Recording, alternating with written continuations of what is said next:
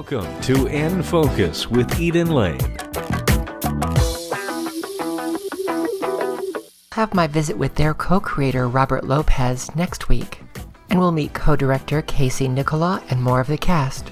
But now my visit with the charming and talented Gavin Creel plays Elder Price. Welcome to Colorado. Thank you so much. It was so interesting to see that you got cast in this show because I think earlier this year you said you didn't want to have to cut your hair, and I knew you were going to have to cut your hair for the show. Oh, you've heard about that. Yeah, Yes. I did. You know, I got over that quickly. I was like, it's fun sometimes to change identities, and when somebody says, we got to cast you at this part, I'm going to clean you up. My sister said, how's your hair look? And I was like, it's pretty conservative. She said, how long is that going to last? I said, about 2.5 hours, then I leave the stage door and I'm going to muss it. Yeah. Yeah. So you've gotten over the drama of being forced to cut your hair. Yes. To play this really great part. Great part. Isn't That it a great a friend part? of yours originated. It's one of my closest friends in the world, Andrew Randalls, who's about to be a huge TV star on The New Normal starting in the I fall. know, right? September 11th, NBC. Watch it. I love him. But he actually got cast. They did a few workshops of the piece, and I knew about. A friend of mine, Dan Reichard, played the part at one point, and Cheyenne Jackson, another friend of mine, played the part. And I didn't know that Cheyenne had Cheyenne played was it. one of Wow. did one of the readings. I think a few other people played. But I remember Andrew coming to me and saying, I have this audition for the Book of Mormon. I was like, oh my gosh, you have to get it. And he booked it. They flew him out to LA, and he met Trey and Matt.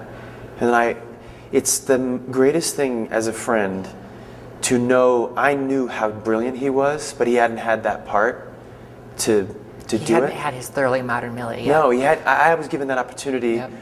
when I first came to. It was kind of when I first came to the city, and I got to play that incredible role and be the male lead in my first Broadway show. And I knew of Andrew how brilliant he was, and how funny he was, and how smart. And he's a brilliant writer too. It's just amazing about him. But then I saw him do it, and I was like, that's it. And then I saw him do it, and I was like, I never want to play that part because it cannot. I mean.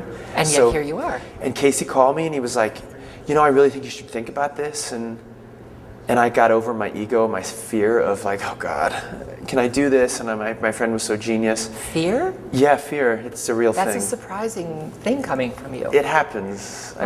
I wish it didn't, but you surround yourself with brilliant people. Trey, Matt, Casey, who's like one of my dear friends, and I've known him since his last Broadway show was my first. And we played Phase 10 in our dressing room like nightly, and I realized if there's ever a place to take a risk and to get over fear and to jump, it's with a great friend at the helm, and he continues to push me and dare me to look deeper and have more confidence and on the road. Yeah, and the great thing about being in a play is we open on we officially opened on the 19th here in Denver, and Denver gets we're virgins. They get our first, and it's right that we're here. Denver is like the place that we should be. I mean, Trey and Matt in Colorado, and it just feels right that we're here doing this show. But this company has never been seen before, and this show is being done at first class level. I mean, everybody's here, and we're putting this up. It's like a Broadway show sitting in the Ellie Calkins, It is a Broadway show Yeah. sitting in the Ellie Calkins. Yeah. Some of your cast, some of your company is brand new. Yep. Like right out of school. Yeah. So that means at your young age, they're looking at you as this big Broadway star. Yeah, I guess What so. does that feel like? It feels nice, and it also feels like, are you talking to me? No, it doesn't. It feels like in that way, a little bit. But I have to remind myself, the humbling part is that we're all playing 19-year-olds, and I am not 19. But at the same time, I have always been, I don't know if Casey is this, but I've always been like 10 years, 12 years younger than my actual number. And you seem that way too. You just seem like vibrant and life-filled. Oh, thank you. You do, and you're stunning. But like, I feel that way, and when I'm standing on stage with Gray Henson, who is genius, and I can't believe he just graduated from Carnegie Mellon, like, I'm standing on stage with an equal. He is making me a better actor. And I'm like, okay, he ups my game, and then I hopefully do the same to him. And age goes out the window, and experience goes out the window, and we're here to, I don't mean to sound like a douchebag, but we're here to tell a story and to not worry about where we've been. We're here to do this now. you know? That just proves the reputation that you've built for yourself as an actor, as a performer, as an artist, and not a star. I mean, that precedes you, and that just demonstrates that. Thank you. I appreciate that. Thank you. What also precedes you is this voice you have and this amazing control. I mean, you can get up there in that A and still do... Oh, gosh. So tell me, what is it like to take that instrument and apply it to this role that your friend created? Well, Andrew and I, that was one of the intimidating things. Because first of all, the part is crazy high. Andrew has this crazy high voice, and they just kind of wrote it and the keys around him. And I called him right after I started rehearsing. I was like, "You jerk! Couldn't you just like sing some like in a 10 or 2 range?" But then the more you get your body around it, and, you know, you get your voice around it, and you go, "Okay, I can do this," but it's going to take real discipline and a lot of sleep and a lot of water and not being crazy and not talking too much. Especially here. Oh yeah, it's so dry. We're in the mountains and we're so high. We do one number, we're like, "Denver, we love you, but please somebody get me some oxygen." Well, when I heard it, I thought, this is just going to take me. I can't try to be him. I can't try to act like him or sound like him. I have to do what I do and bring what I can to the part. And Casey's allowed me to do that, and Trey's allowed me to do that. And a good production will do that. I hope so. Because it has to be alive with the actor who's doing it. They have to give you that chance to create it anew, create it for yourself. They don't always. If they want to do it well, they do. I know, and I agree with you. But the thing is, you don't always get you get them. So sure, you do your thing, but they always steer you back to what was done before. Mm-hmm. And I told Casey, I was like, if something works, I want to do that. I toss my ego out the door. I want to make the play good. But if you're willing, keep the door open for me to bring me forward. Mm-hmm. And is that why you wanted to see the script stripped of all of the directions first? I said, I don't want to know this is when he crosses or this is what he says. You've done your homework. My goodness. I don't like seeing gasp in parentheses. I just want to see the lines. Let me read the scene. Let me make decisions based as the actor that I am, not based on. I won't listen to the soundtrack. I saw the show in previews and at Thanksgiving with my sister, and then I didn't see it again until right before we flew to Denver, because I wanted to. I'm just not good. I get in my head as an actor. Mm-hmm. Like when I did Millie, I wouldn't watch the movie. I did Mary Poppins, and I saw it when I was a kid, but I didn't want to watch it again. And you didn't watch Twyla Tharp's take on Hair before you did Hair. Oh no. Did she choreograph that? The movie? Mm-hmm. Did she really? Mm-hmm. I'm embarrassed that I didn't know that, but I haven't seen the Hair movie. I've never seen it.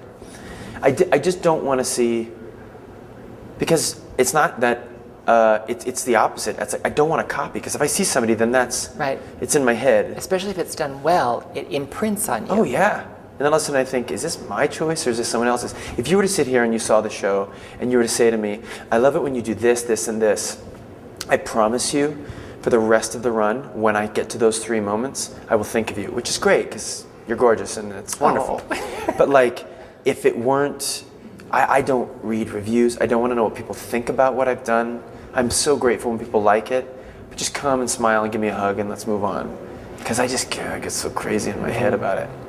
Well, I can't imagine that it would be easy for anyone to say anything other than how much they love the work that you've done. I've seen you in several things, and I can't wait to see you do this. I'm excited, and I hopefully will bring something new to it for you and for the audience. And I'll tell you the one thing, when I saw it, I was like, what can I do with this? What can I...